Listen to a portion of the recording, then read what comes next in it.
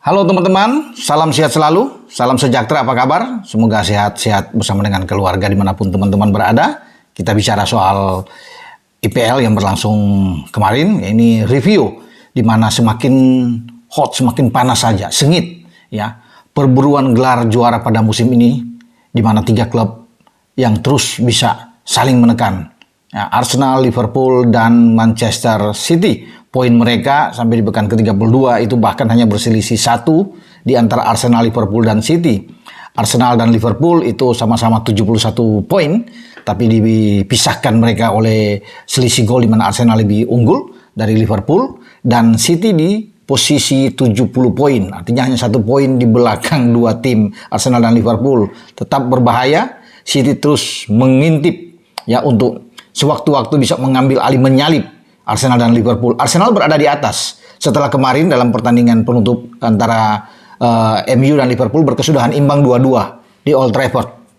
Ini juga pertandingan yang menarik, yang seru, terus mengejar angka di mana Diaz membuka gol lebih dulu di menit ke-23 ya, ketika mendapatkan sebuah set piece dan ada tandukan dari Nunes, dia menaklukkan Onana sebelum ada kesalahan di babak kedua yang dibuat oleh Jarred Quansah. Artinya dia salah padahal dalam posisi yang tidak tertekan sama sekali, dia menguasai bola tapi memberikan umpan terlalu dekat dengan arah Bruno Fernandes, sementara posisi Kevin Kelleher yang menembak di awal untuk diarahkan ke Quansah itu sudah jauh ke depan.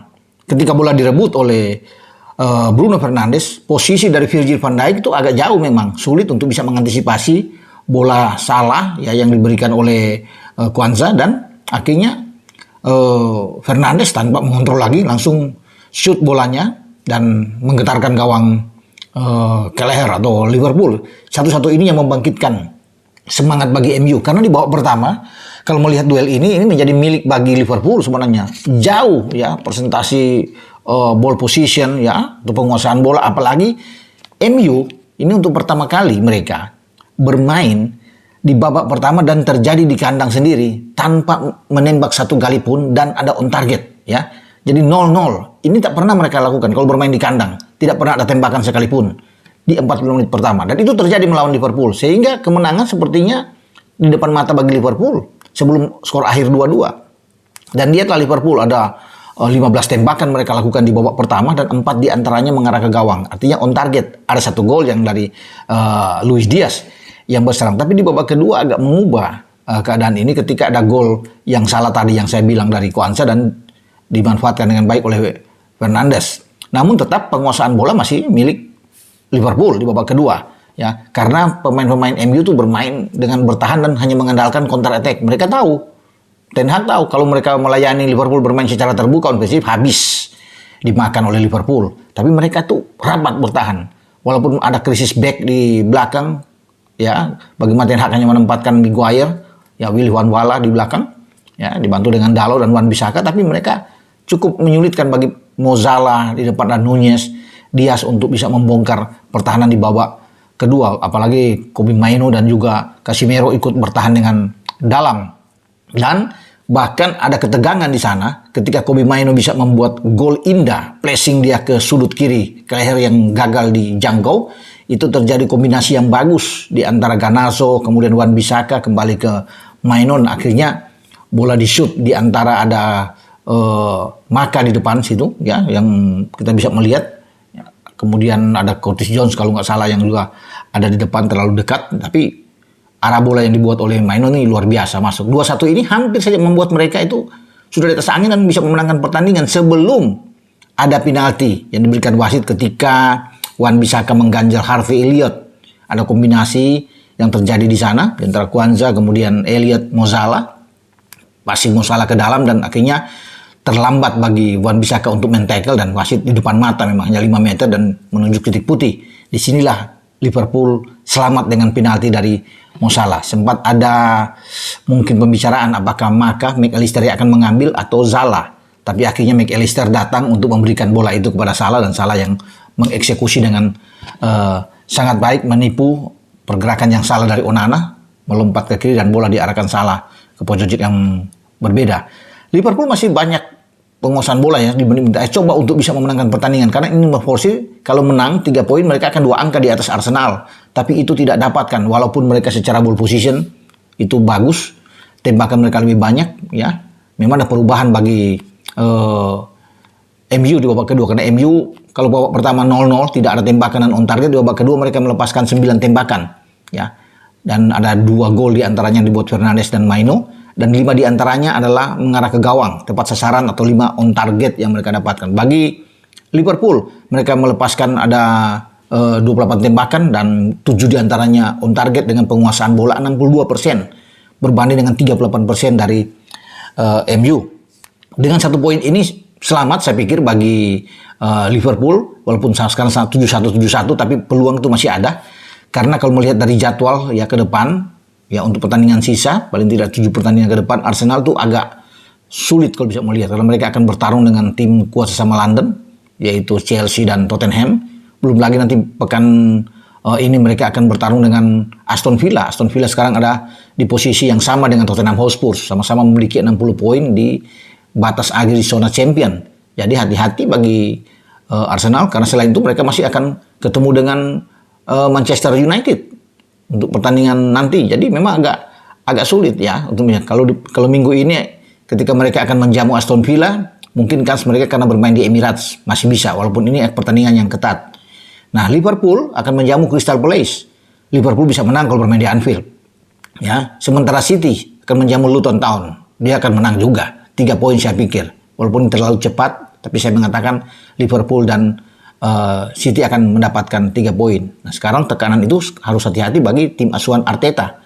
Ya, meski di kandang saya bilang punya keuntungan, tapi yang mereka hadapi adalah Aston Villa yang berada di zona Champions, sedang memperebutkan ini dengan Tottenham Hotspur. Jadi tetap masih ramai duel antara 3 tim yang ada di papan atas untuk bisa meraih gelar juara. Nah, saya bergeser ke Italia. Ya, Internazionale of Milan, Inter Milan ini semakin dekat. Scudetto mereka sudah di depan mata bagi pasukan Simone Inzaghi ini, karena mereka sepertinya santai aja ya. Dengan 11 poin unggul dari Milan dan 17 poin di atas Juventus, saya pikir ini hanya sebuah keajaiban yang menggagalkan mereka untuk bisa menjadi juara. Terlalu jauh. Bahkan kalau mereka menang dalam pertandingan Selasa dini hari nanti menghadapi Udinese di Energy Stadium, ya, mereka sudah 14 poin lagi di atas Milan dan 20 poin di atas Juventus. Semakin sulit. Nah, pertandingan berikutnya mereka akan menjamu Cagliari. Ya, jadi ya ini aman buat mereka. Sementara Milan akan menuju ke Sassuolo dan Juventus ketemu Fiorentina. Saya pikir kemarin Juventus menang lawan Fiorentina ya. Dan kalau saya pikir persaingan dengan Juventus tidak ada, tinggal persaingan dengan Milan, tetangga sama Inter, dan sudah jauh saya pikir. Makanya kalau mereka 3 poin melawan Udinese itu 99,9 mereka sudah bisa mendapatkan. Penentuannya ada di pekan ke-33.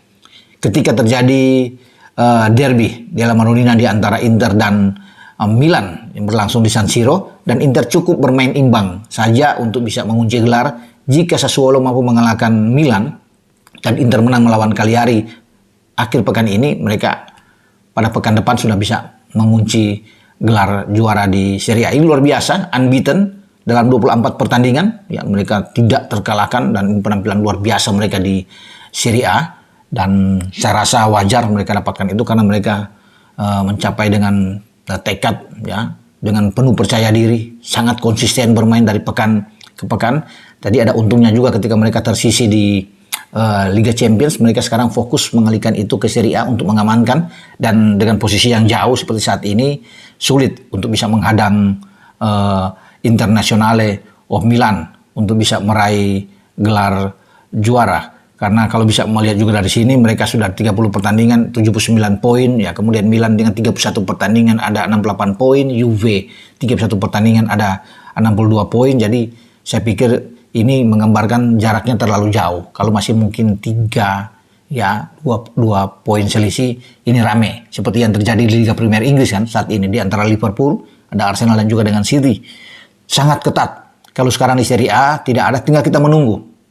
Ya, pentabisan gelar juara atau Scudetto bagi Inter pada musim ini yang luar biasa mereka capai. Jadi tidak mengherankan juga kalau banyak pemain mereka juga diambil di tim nasional Italia yang nantinya bersiap ke Euro di Jerman pada bulan Juni 2024 ini.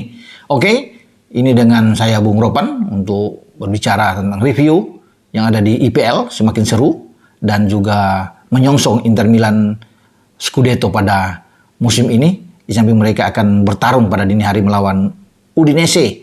Dan kalau bisa melihat 2 pertandingan terakhir, Inter menang melawan Udinese terakhir di kandang. Mereka menghajar Udinese dengan 4-0. Mereka kalah terakhir dari Udinese itu terjadi pada 2022. Ya tepatnya 18 September kalau nggak salah. Ketika Udinese menang dengan 3-1 atas Inter. Selebihnya kesininya Udinese tidak pernah menang melawan Inter Milan. Dan dengan kepercayaan diri yang sangat tinggi, berat bagi Udinese untuk bisa menang. Walaupun dalam sepak bola bisa terjadi, Inter yang harus berhati-hati. Fokus saja. Nggak usah menang juga saya pikir. Pertandingan berakhir dengan imbang tetap mereka aman. Nah, mereka aman dengan 12 poin unggul dari Milan di posisi kedua. Tenang-tenang saja bagi Nicolo Barella dan kawan-kawan untuk bisa menyelesaikan laga di musim ini di Serie A Italia. Oke, dengan saya Bung Ropan berbicara. Ciao.